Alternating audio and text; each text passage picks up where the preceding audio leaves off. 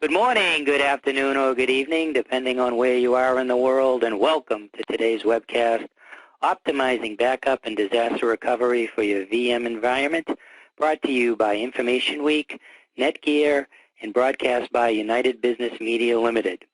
I'm Paul Korzanowski, and I'll be your moderator today.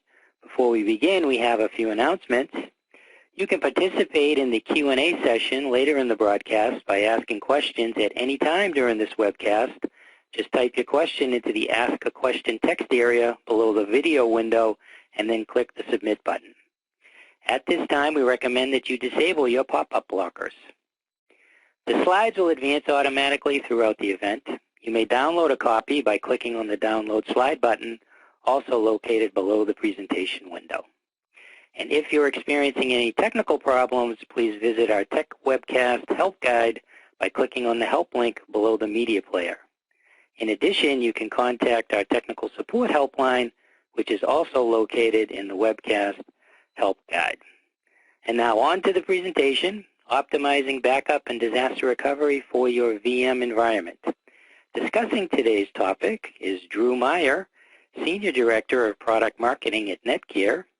He brings extensive experience in the network storage area with an emphasis on NAS, iSCSI, and IPSAN, Ethernet, and backup concepts and technologies. Prior to joining NETGEAR, Mr. Meyer held positions at product marketing and field marketing at NetApp, Adaptec, Snap Appliance, Quantum, and Micron Electronics. Peter Chen is Technical Marketing Engineer for the Commercial Business Unit of NETGEAR. He specializes in Internet security as well as network storage and has more than 8 years of experience in the IT industry. Rick Vanover is Product Strategy Specialist at Veeam Software.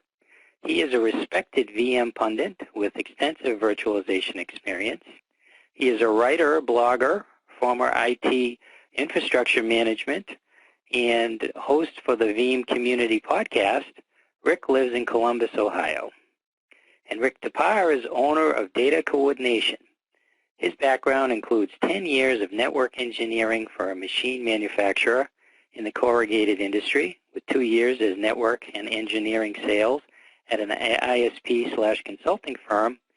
He currently holds a full-time position with a major manufacturer of outdoor power equipment while continuing research into new technologies that would benefit clients. And now on to the presentation. Drew, I think you're the first speaker up. That's great. Thanks, Paul. And welcome, everybody. I had no idea I was in such amazing company here when you lead those bios like that. We're here today to talk about VMware Backup and Disaster Recovery Solutions. I work with NETGEAR. We've brought our friends from Veeam online to talk about a complete solution. We've got some technical expertise with Peter Chen to walk through a demonstration at the end on exactly how everything fits together.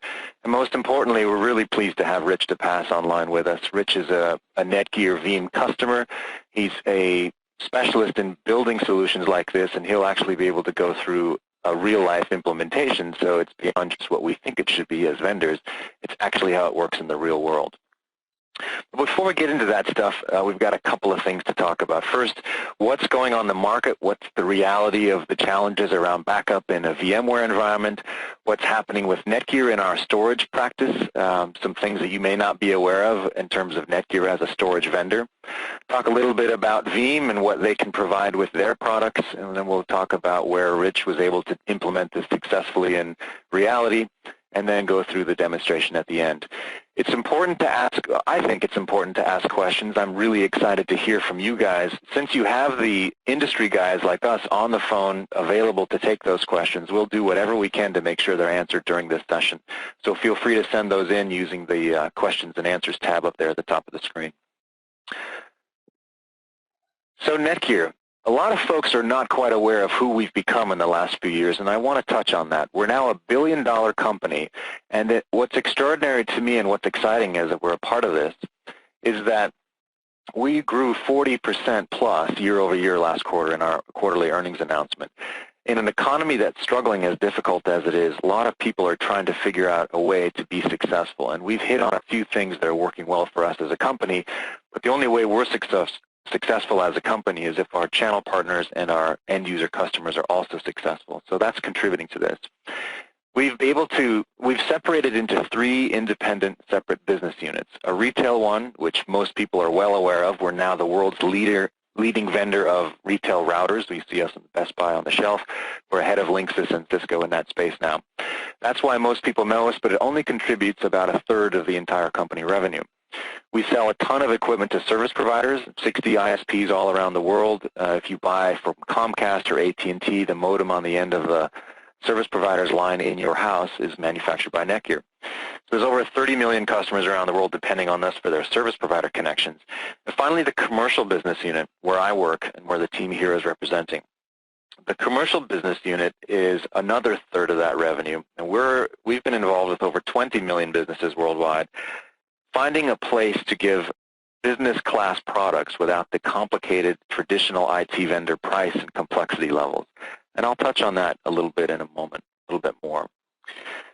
In terms of the market, what's happening? Why is this relevant? Well, mid-market companies with less than 500 users, are looking more closely than ever at cost. The global economic situations have forced people to do things in new ways. The IT industry is responding with different ways of solving traditional problems. You hear a ton of buzz about cloud. You hear a lot of discussion about mobility. People, end users, are demanding ways to get connected that are not necessarily comfortable or traditional for IT folks to implement, and that means a lot of transition and a lot of change. Virtualization has come on with a massive force, especially in the data center. That's now impacting the lower tier of the market. The smaller companies are putting this in place. And as you'll see today in our case study, that's even effective for very, very small companies. Gartner notes that mid-market virtualization trend is even more aggressive than most people have estimated. So this is happening, and it's happening right now.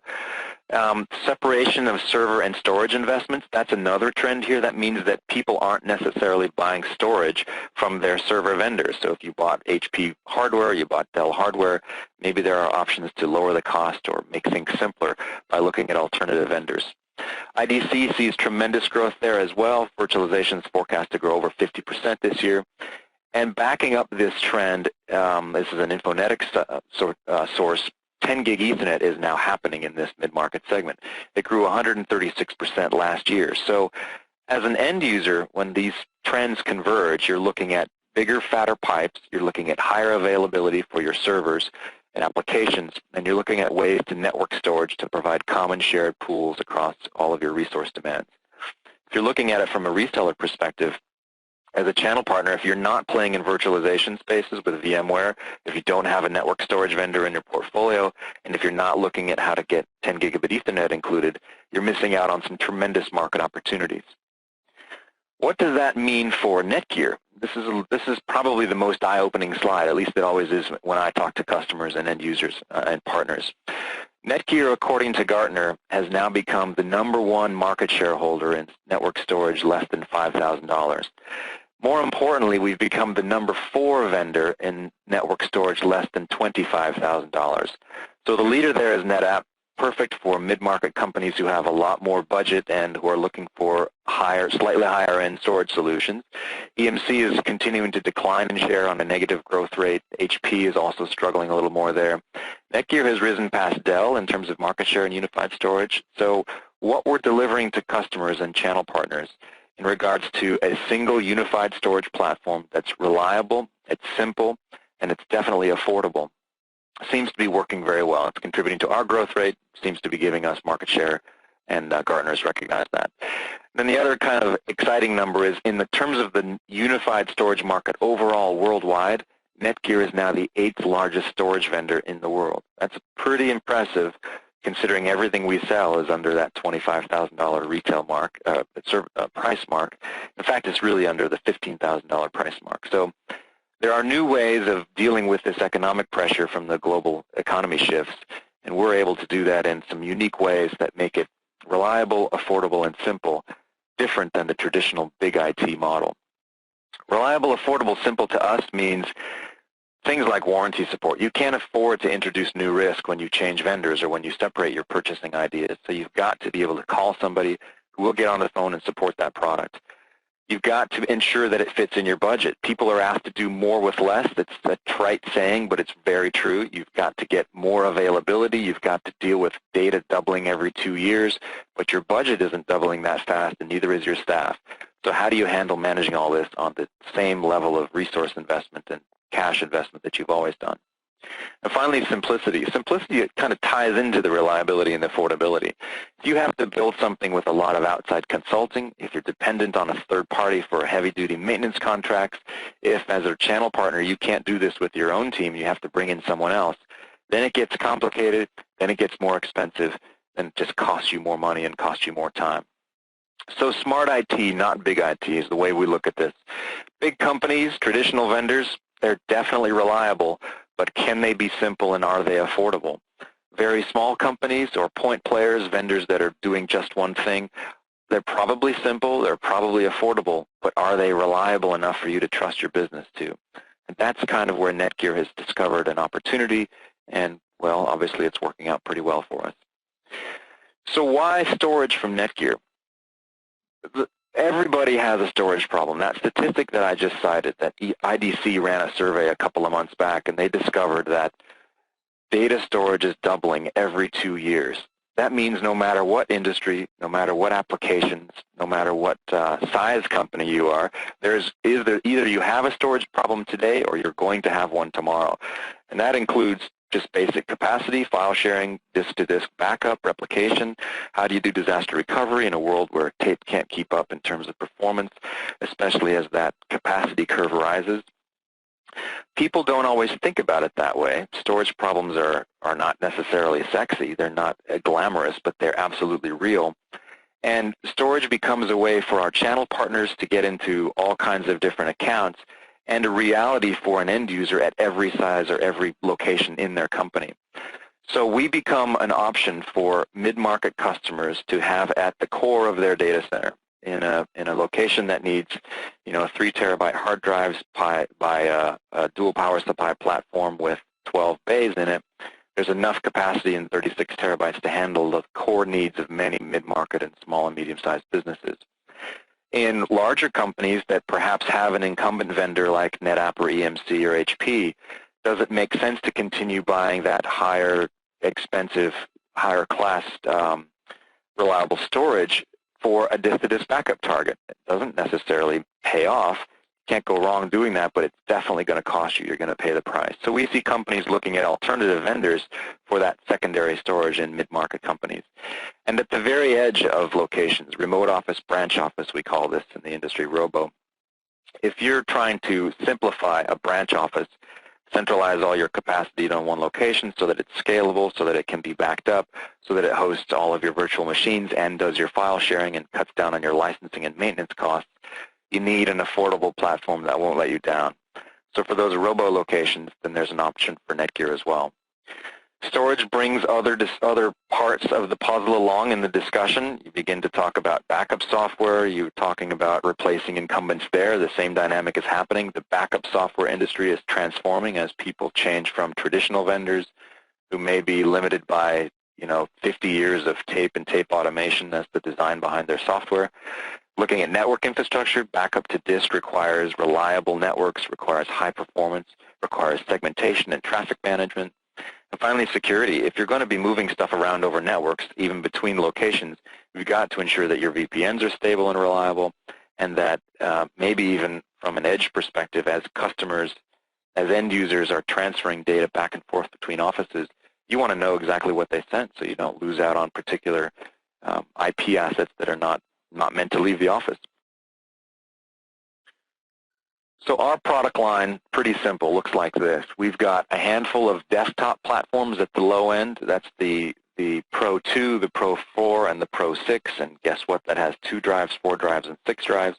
Those are ideal low-cost consolidation platforms, simple for remote office, branch office, or for very small companies who have a desktop environment next to the printer, maybe on a shelf in a rack that's not densely populated. And then you can go up to some 1U platforms, which come in various different price points. We have some dual power supply options. And then we have our 2U platforms where the density becomes more important, the highest performance is available. We even support 10 gig Ethernet connections on the high end, which obviously are great complements for NETGEAR's 10 gig switches. All of these can be tied together under one single management console. We have some network management software that wraps across all of them. They all support our replication software, which is a key part of the Veeam disaster recovery solution we're speaking about today, so that you don't have to go outside to third-party vendors. You don't have to add additional licensing or hosts in front of the storage. The storage has the intelligence built into it to copy data from one location to another over a secure connection without any fancy configuration of firewalls, additional software host configuration, etc. So ReadyNAS has become simple, it's become very affordable, and it's definitely reliable for these types of customer bases, which has contributed to that success we've experienced in market share in the last couple of years. If you have questions about the product line or the software options, feel free to jump on ReadyNAS.com, give us some questions right here. But with that overview of NETGEAR, our position in the market, what's happening in the market driving that, and what we've built in order to address that for our customers, I'd like to pass it on over to Rick Vanover with Veeam to talk about the issues specifically around VMware Backup and why, when you have an affordable storage platform, there's an option to change the way things are done on the host side in the VMware world. Rick, Thanks, Drew. And I definitely want to ride off of his theme because Drew set a perfect tone for the challenge that goes along with backing up virtual machines on VMware. We want a solution that's simple, affordable, and reliable, and we definitely believe that Veeam answers that question when it comes to data protection on your VMware virtual infrastructure. And I will lead a little bit to the future that Veeam will be supporting Hyper-V as well. So if that's in your mix, we will have you covered Q4 of this year. And when it comes to challenges related to backing up VMware virtual machines, same situation. The problems are out there, but they're not exactly glamorous, right? There's complexity. How do we manage our backups now that we're consolidated? Do we introduce a new bottleneck? All these different things that go along with consolidation. We can manifest problems in our backup solution. So with Veeam, we take a very VMware-centric approach. We fully support all the APIs. We do our backups in a very intelligent way, and we move data in a very intelligent way. On the ReadyNAS models that support iSCSI, for example, we can communicate directly to the iSCSI target. So when we do our backups, we don't move data through the ESXi stack. We don't move data through vCenter. We're going to communicate directly to the storage resource to allow for the most efficient backup. There's tons of features that go along with rethinking how we go about our backup. But most importantly, we also want to make sure that we don't take up too much storage space. Everyone I know that's gone virtual, myself included, the number of operating systems goes up. We may reduce the number of servers involved, but nonetheless, the OSEs, or operating systems environments, that we manage goes up. So when it comes to backing up all of these new workloads, we've increased our storage resources. So one feature that we have with Veeam Backup and Replication that can help reduce our storage utilization is deduplication on our backups. And that's actually free since version 1 was released in Q3 of 2008. So the deduplication isn't as aggressive as what you might see on a disk system, but we can do some academic examples of the dedupe that can really bring some amazing storage reduction on our backup resources. So, all these features have to be smart, right? We have to not introduce too much complexity. We can only support so much, right? We're all supposed to be experts of everything. So the complexity, again, to Drew's themes of simple, reliable, and affordable, that's a theme that follows through Veeam Backup and Replication. So when we go through the problem, and we kind of backfill with the solution, we really want to focus on the backup and the restore capabilities that go along with our VMware virtual machines. So, and specifically for Veeam Backup and Replication, one of the things we want to do is ensure that a backup is indeed reliable. And we're all familiar with the backup verification, right? So we take a backup with any old tool, then we do the verification, meaning I backed up what's there. That's good, but that's not exactly good enough. And let me give you an example to kind of maybe hopefully open your eyes and definitely set the tone of an opportunity to do more. We have to ensure that the virtual machine is indeed recoverable, and that's fundamentally different than the backup is verified. So what I mean by that is we can indeed restore the virtual machine, and then it's usable. So let me give you an example. If I have a Windows server running, and let's suppose I did a wild mouse click and deleted a hive of the registry, that virtual machine would stay running, yet it might not be in good shape. Further, I can back it up, and I can verify what I've backed up is what I've backed up, or what is running. That's good stuff. But the moment I go to restore it, it might not work correctly. Or if I reboot that virtual machine that's running, it might not reboot correctly. With Veeam Backup and Replication, we have a set of functionality we call vPower, which has a sure backup verification job, which can, in an automated fashion, verify that these virtual machines are indeed recoverable. And not just that they'll power on, but let me power it on, let me get the OS heartbeat, and let me make sure that my application is running, SQL Server or something like that. And then further, I can put scripts on there, entirely automated, to ensure that the application and the virtual machine are powered on and running as I would expect it should I need to restore. That's good stuff.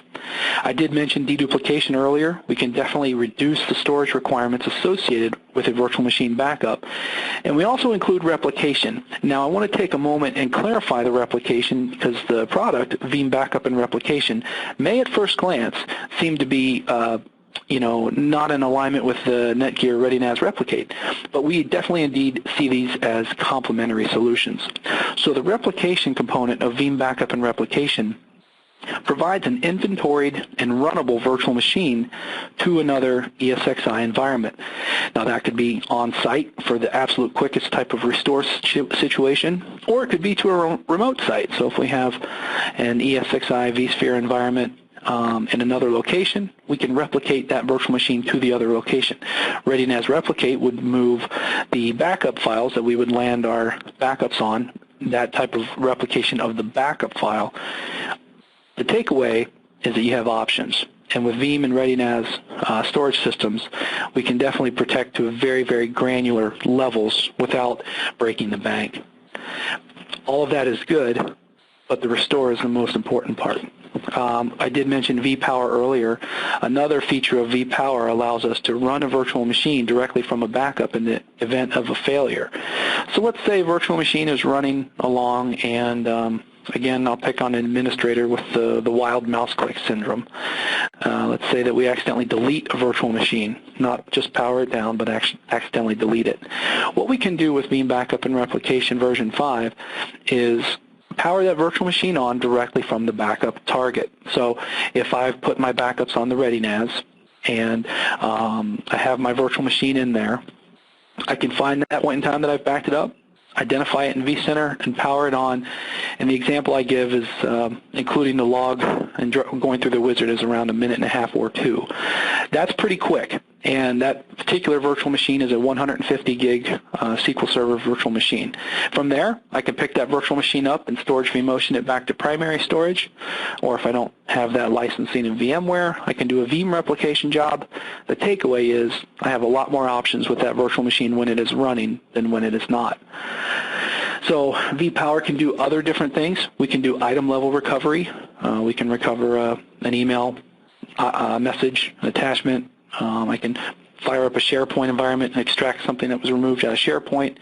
I can test updates on different systems. We had one customer do their penetration test against the vPower environment instead of doing that security penetration test against the production environment.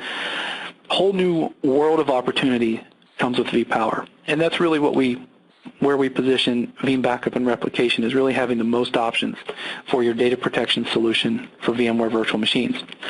And really, our thought process was that the existing tools weren't doing the job. Nobody likes agents. Okay, all this good stuff I've talked about. We don't have traditional agents that sit on the taskbar or a sys-tray of a Windows system and take memory and are always running and need updates. We don't have that. We can automate the recoverability. Okay, I tried doing that with a traditional tool. Our cost scales really well. We're priced per ESXi socket. And, we don't have agents in the guest. We don't have agents on the host. And we fully support all the VMware platforms, ESX, ESXi, vSphere, all that good stuff. I will say vSphere 5 support is coming any moment via a hotfix in case anybody asks about that. But, we definitely, we had to wait for the GA, going through the cycles.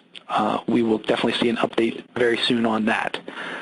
So that's Veeam in a nutshell. We've taken a fundamental approach from the ground up to design a backup and replication solution specifically built for VMware.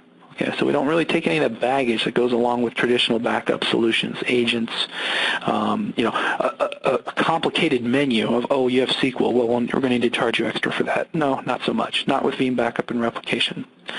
So I'll start this discussion and just to kind of see how it looks. Okay, so on the left we have Veeam and your production virtual machines. And what we do is we either have the shared storage function as the primary storage, or it's the backup target. And that's an important takeaway of the ReadyNAS series.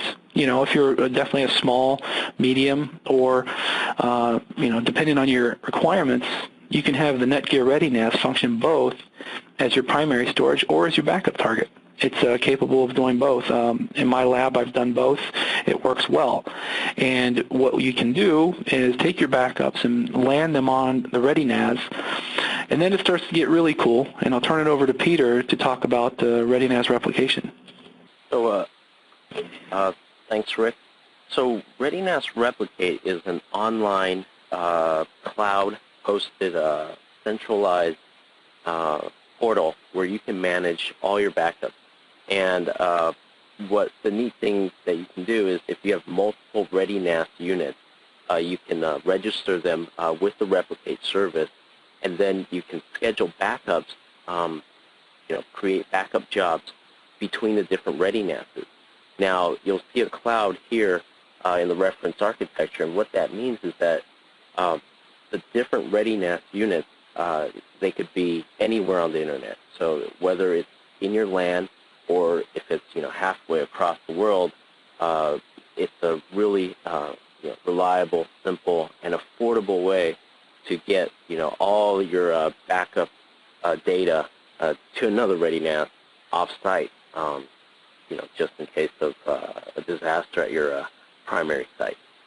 Hey, Peter, this is Drew. When I drew this, I might not have made it very clear.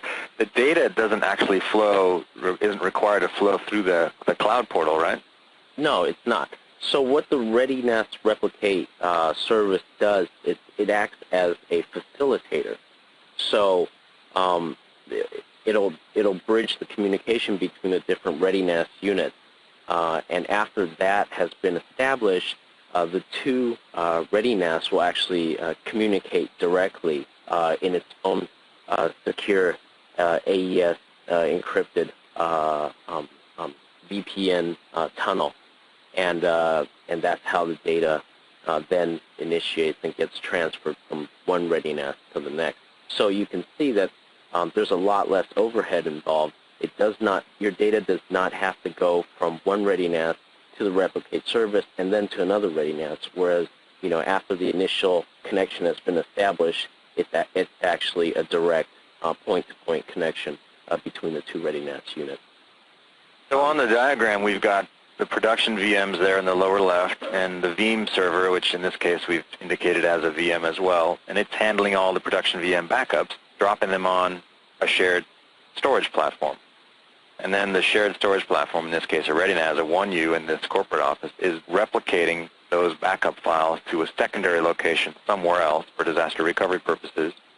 And based on what Rick has said about Veeam, the cool thing here is you can browse from the Veeam server across the WAN to that replication target, pick out the file you want to recover, and even kick it off and run it remotely, so your disaster recovery time is significantly shortened. Did I overstate anything there, Rick? No, absolutely. The takeaway is you have options. Backups, two types of replications. It's a pretty strong solution. So with that, I'd like to pass it over to Rich DePass just to give us a brief overview of what he implemented in his in a dental office out there in the Midwest. Thank you. Hello, my name is Rich DePass, and I own my own company called Data Coordination. It was a company that I started about 7 years ago when I was actually taking a little break in between a couple other positions that I had.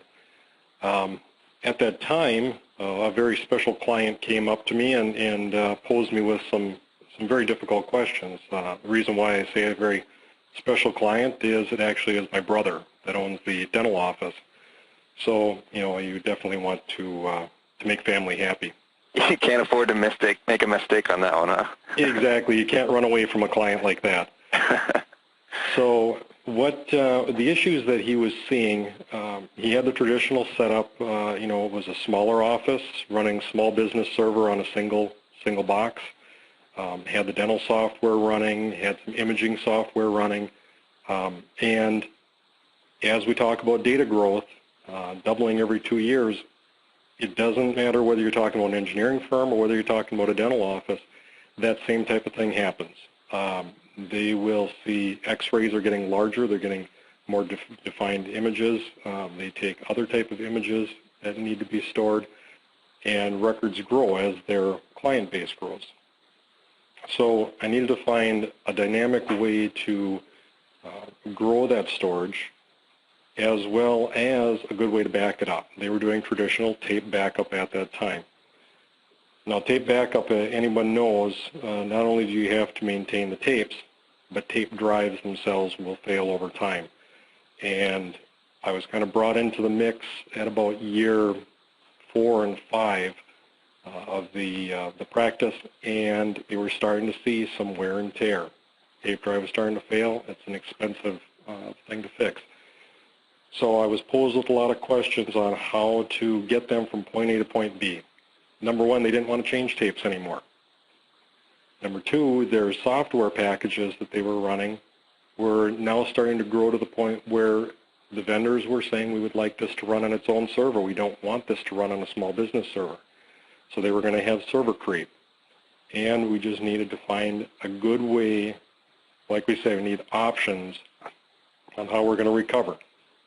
Because I handle a lot of different clients anywhere between Wisconsin all the way out to Utah, and remote management is huge for me. I don't want to have to travel to each one of the clients. I want to be able to do something remote. So we looked at, I've used the ReadyNAS product for many, many years, all the way back to the NV Plus was my first one. And I've also implemented 1100s, 2100s. Hopefully I can continue on up the line, because they're great products. I implemented a 2100. This is a phased approach. I implemented a 2100, and I virtualized the box that they were on, because it did have enough hard drive and RAM. So I implemented the virtual machine, and I stored everything on that 2100, which gave me more drive space to actually move the VMware images over. All I needed to do on the local storage was have VMware. That also allowed me to implement a second server that I picked up for extremely cheap. And that way, if anything happened with that initial server, I could fail back to that second server and get them up and running. It was a Dell server, so it had the D-rack on it where I could do that remotely. And we tested that, and it worked. Now, just lately, they were ready to move on to the second phase, which was to get a brand new server. And because I'd already virtualized, moving to a brand new server, mounting those images was very painless. But I still had to deal with what I was going to do with the tape drive, because no longer did we want to deal with that. That's where Veeam and ReadyNAS Replica came in. Traditionally, I was still doing backups as if it was standard machines with Backup Exec was the backup software I was using at the time. The recovery, if I would have had to recover something manually, was going to take a lot of time that I didn't really have.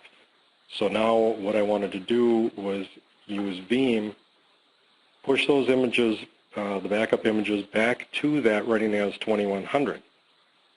But we still wanted a second storage area.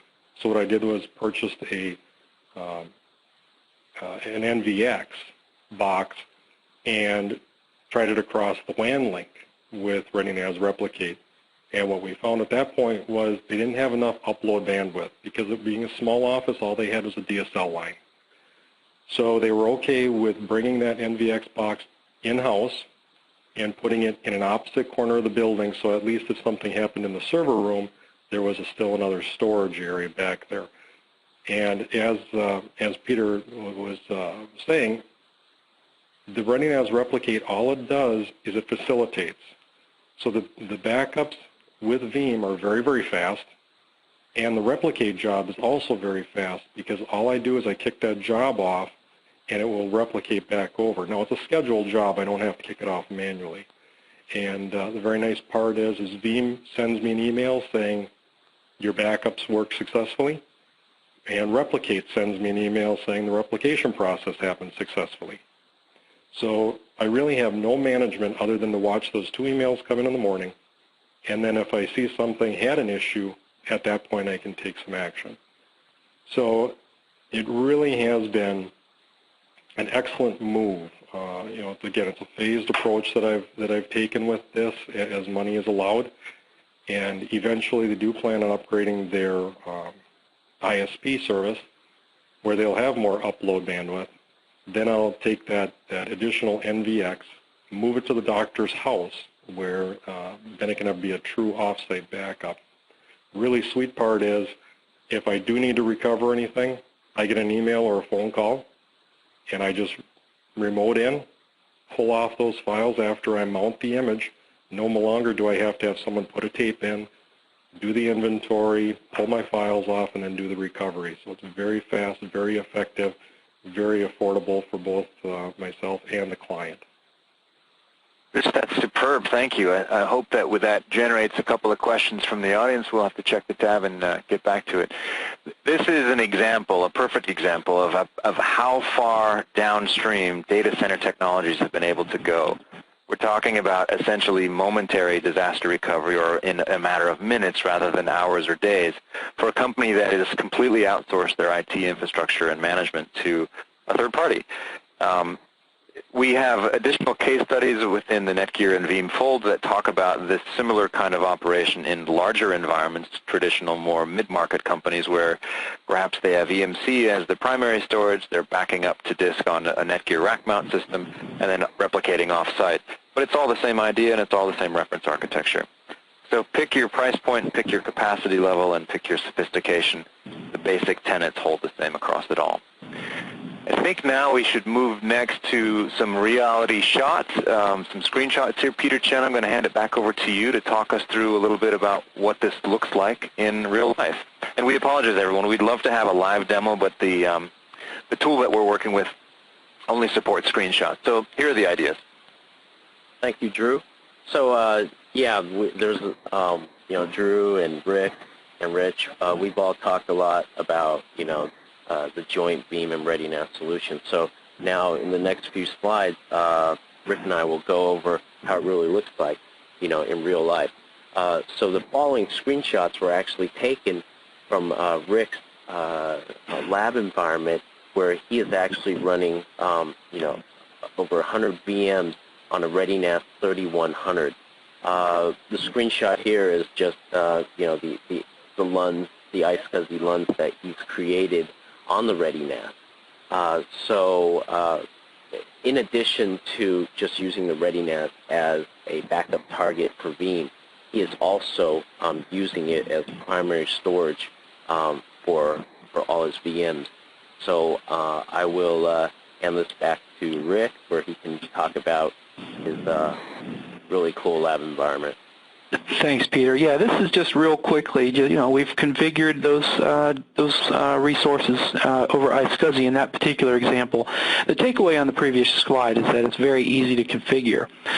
Likewise, then when you drop these virtual machine disk resources into vSphere, they show up as a normal virtual machine data store, like we see right here. Very straightforward, very easy. To the typical VMware resource, this is native stuff. You know, now I'm going to hopefully pick some interest for everyone. This is what it looks like within Veeam, and I've kind of broken the rules and given a screenshot of version 6, which will be out due later this year. But what we can do with Veeam Backup and Replication is we can make either an iSCSI target, which is what I have configured here, where the V drive, in particular, is used as a dedicated disk target.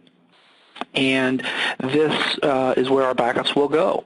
And the interesting part about version 6 is that we've decoupled this concept of a backup repository from the Veeam server, so we can really scale out. And then for the small environments, not a problem. We'll just stack all of those roles on one server like we've always done. Likewise, we can increase our options and go to a UNC path, so a CIFS share provided by the NETGEAR. ReadyNAS, again, play in the unified storage card, you have options. Very straightforward, very easy to use. And then lastly, ReadyNAS Replicate can integrate with these units, and I'll have Peter explain that. Okay, so previously we went into like a high-level architecture explanation of how Replicate works. Now, you'll see this screenshot right here just shows you how easy and simple it is once you log in. So you register your ReadyNAS, you apply your license, you create an account, associate your different ReadyNAS devices with the Replicate portal, you log in, and this is what you'll see. You'll get an entire map of all the registered ReadyNAS units you have with your account. And what you can do is you not only can look at the status, like how much storage you have left, and what kind of unit that is, you can actually browse the file system of each ReadyNAS. And then what you'll do is just create a backup job, and you point out you want, let's say you want right here to back up some data from your San Jose ReadyNAS all the way to your Woburn ReadyNAS. And that process only takes about a minute. You specify the folders, you create how often you want it to happen, either daily, weekly, hourly, when do you want it to start, and then you hit apply, and that job is created. And at any time you can go in and just initiate the job, even if it's not according to the original schedule that you did. So it's a really simple way to get your backed up data or your production data off-site. And yeah, that's what it is in a nutshell, and we're really excited about it. And I think that should be the last slide, and I'll hand this back to Jason. So excellent. So we're going to be starting a lot of good information there that we had, and judging by the number of questions, there were things that were very important. So, but before we begin today's Q&A, please fill out the feedback form that is opened up on your computer.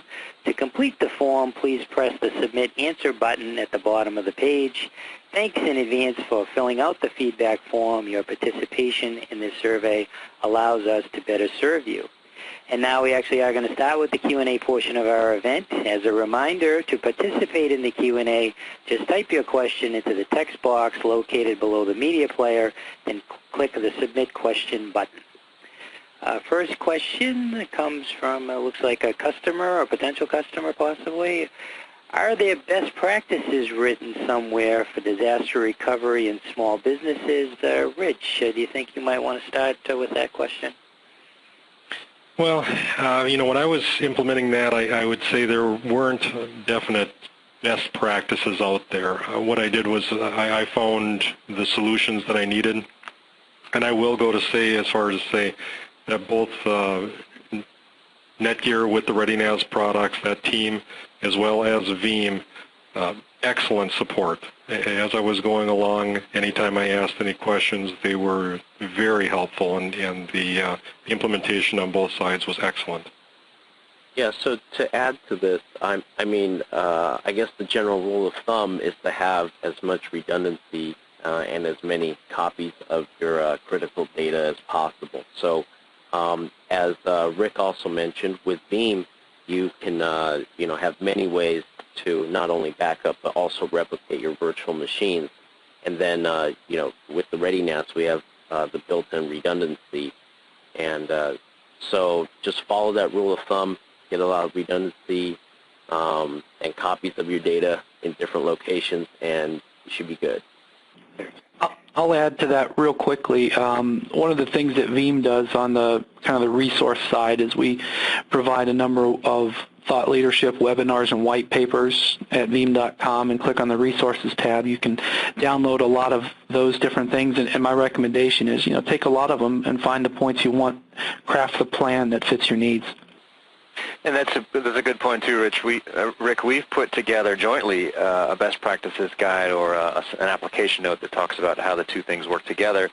We've got a couple of different case studies specific to ReadyNAS and Veeam, one of which is the one that Rich DePass is talking about here, as well as some of the higher level ones. So jump on our website at netgear.com, check out readynas.com for the forums in particular is a great resource. And if you have a direct question, then of course reach out to our sales team. We'd be happy to get you some of those materials in your hands. Excellent. Just a reminder of folks, if we don't get to your question today, we will try to follow up with an email after the seminar. We are getting lots of questions, which is good, so don't be intimidated about sending them in. Next question, if a ReadyNAS goes offline because of a network or fault, will the portal still have a record of the files info on the offline ReadyNAS? Peter, I think that seems like it would be appropriate for you to maybe start with that. I believe the answer is no, because the ReadyNAS will, as I mentioned before, the Replicate portal is a facilitator, so it does not record, sort of like snapshots of the ReadyNAS file system. So if the ReadyNAS goes offline, then it's unreachable.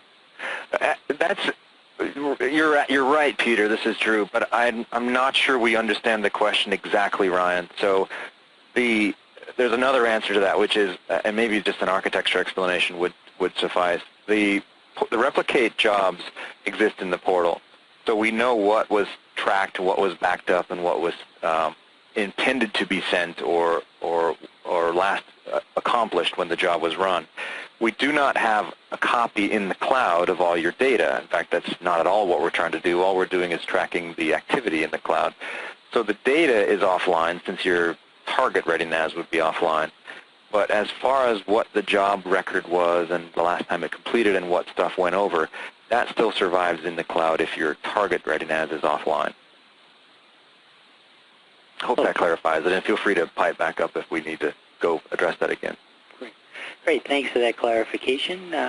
Next question looks like it's for you, Rick. They want to know pricing. How much is the base Veeam system cost, and what sort of pricing or price range? The inevitable price question. I'm not authorized to speak price, but I'll give you the generic answer. It is priced per ESX or ESXi socket. Okay, so we don't care about how many VMs are above. We did release the MSRP for the standard and enterprise versions in our press release. Again, I'm not authorized to quote that. I will say if you are a nonprofit, there is a discounted pricing program. Check with your reseller. They can get you the price, but it's definitely competitive, and it scales really well by being priced per socket. Do you have a trial, Rick, that's available? That's a good point. Yeah, there is a free 30-day trial available at Veeam.com where you can get a fully functional, I believe it's either 16 or 32 socket license for that time. That's the best way to find out if it's the right solution for you. All right, next question, bandwidth requirements. What are the bandwidth requirements for replication? How much bandwidth would be required to try to replicate data? Peter, do you think you might have some insight into that for us? Drew, correct me if I'm wrong, but I believe there are no real bandwidth requirements for replicate. Obviously, if you're trying to replicate through the WAN, in most cases it's going to go a little more slower compared to if you're just trying to replicate between ReadyNAS units within the same LAN. So there are no hard bandwidth requirements. So the faster your pipe, the faster the backup will go, and yes, that's it. Yeah, that's true, but that's an easy answer for us as vendors to give. The reality is, as Rich experienced, the thinner the pipe, the longer the backup's going to take. So the real problem here is your initial backup job. When you start from scratch, when you got a big pile of data, you got to move it to the secondary location, that's going to be the massive task. So the best practice is, if you don't have a big pipe, do the shoe leather limousine method, put the boxes side by side, let them do their initial sync. The cool part about this is since Replicate is in the cloud, it knows what happened. And when you plug the remote device in the remote location, it just checks to see what's happened in between, and if nothing's happened, there's no sync. It just waits for the next job, synchronizes the changes. So you don't get hammered with a big glob of data trying to push through a little thready pipe. So that would be the best practice method. As Peter alluded to, if you're fortunate enough to have either big pipes between your locations on your WAN, or if you're doing this on a LAN, maybe on a campus location, or even in Rich's example, within the same office, physically different locations, then you really don't have to worry about bandwidth. Very good. On to the next question. This one looks like it's for you, Rich. So in this page, the tunnel is between the shared storage and the replication target? That's actually a Peter Chen question. Oh, no, wait, I'm sorry. Rich, you feel free to answer it in your specific scenario if you'd like. Well, and I was going to allude to what Peter had said, too. The way the dotted line is there, that's a communication portion of it. The Replicate server out in the cloud, that's getting you a status, and that's what's setting up the jobs and taking care of creating that tunnel between the two ReadyNAS devices. Once that's created, all the communication is going directly between those two devices. The only thing going back up is a status. You can actually watch what files are being replicated over at the time, and then that will report back with an email if you would like, or however, to give you that final status of job failure or success. Peter, did you want to add anything on that, or you think it's been covered? Or? Oh, no. I think it's been covered pretty well by Rich. Okay, great. Next question looks like it's for you, Rick. Can you schedule low-level incremental backups of currently executing virtual machines with control over processing overhead limits? Let me kind of rephrase that a little bit. Our incremental backups are incredibly smart. For VMware environments, we support VMware changed block tracking, which allows a incremental backup to proceed with the least amount of work. Basically, the platform provides us the blocks of the VMDK that have changed. So what happens is the processing overhead is dramatically reduced, both on the data transfer part as well as the cleanup part that goes on after the backup job is done. So by reducing the amount of work, we really kind of most efficiently approach that backup, all the while trying to reduce the amount of time it takes for a backup. I will lead a bit into the future that when Hyper-V support comes out for VM backup and replication, the change block tracking equivalent functionality, we have actually made that for Hyper-V. So we will have our own change block tracking implementation for Hyper-V virtual machines. Again, same design principle. We're going to perform the backup with the quickest amount of time, least amount of impact to the environment, and move on. Okay, great. Next question, data duplication. Is it built into your products? I think that's something that, Peter, you might want to start with. Okay, so at this point in time, we rely on the software side of things, such as the dedupe that's built into Veeam to perform data deduplication. However, we are working on building dedupe directly into the ReadyNAS. So that's going to come out sometime next year. Okay, great. Seems like next one might be up your alley as well, Peter. Does the ReadyNAS support iSCSI? How about NFS?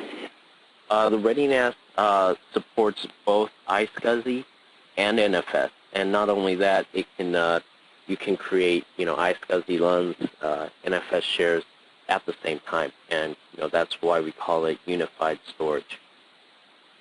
That question also has to do with VMware. VMware will run both over iSCSI and NFS. We're certified with VMware, Hyper-V, and Citrix, for that matter, on all those platforms, all those protocols. But Peter's correct. We support multiple file and block protocols at the same time from the same device. So to what Rick alluded to earlier, whatever works for you is what you can do with the platform, meaning that it pretty simple to get your job done, whatever's comfortable for you. And one more thing on the unified storage is you can actually do that with the same disks. So some certain, different storage systems may have different requirements, but you don't have to make a parent container for these different protocol buckets. So you could, in my case, I've got 4 physical disks that are serving CIFS, iSCSI, and I can even drop NFS, and I don't have to have separate parent logical disks to do that. Good point. Great. Looks like we're going to be approaching the top of the hour. Maybe at this point, any last-minute comments? Maybe we can start with you, Drew. I just want to thank everyone for coming. We're delighted to be able to feature, I really especially want to thank Rich, that for us as vendors to have the real-life experience and, not just taking our word for it, because we have an agenda here, but Rich's job is pretty impossible. He's got to keep his brother happy. He's got to keep that system up and running. And I would venture that it's not his primary job, so it's his secondary job. So it's a pretty complicated mixture, but reality in the small, medium business market and in the mid-market segment. So thanks, Rich, and thanks for everybody else for having us on here. Anyone else? Last-minute comments? Well, and I got to thank our folks at Veeam if they're not going to speak up. Rick, we really appreciate having you here. Drew, it's hard to top that. Thank you, guys. Thank you for letting me be on Veeam.com, the blog, the podcast, the webinars, white papers. Love to see you there. Cheers. Well, for more information related to today's webcast, you can please visit any of the information links that are opening before you. Within the next 24 hours, you will receive a personalized follow-up email with details and a link to today's presentation on demand. Additionally, you can view today's event on demand by visiting www.netseminar.com. Thank you for attending today's webcast, Optimizing Backup and Disaster Recovery for Your VMware Environment, brought to you by Information Week and NETGEAR. This webcast is copyrighted 2011 by United Business Media, LLC. The presentation materials are owned by or copyrighted, if that's the case, Information Week and NETGEAR, who are solely responsible for its contents, and the individual speakers are solely responsible for their content and their opinions. On behalf of our guests, Drew Meyer, Peter Chen, Rick Vanover, and Rich DePaz, I'm Paul Kowazanowski. Thanks for your time, and have a great day.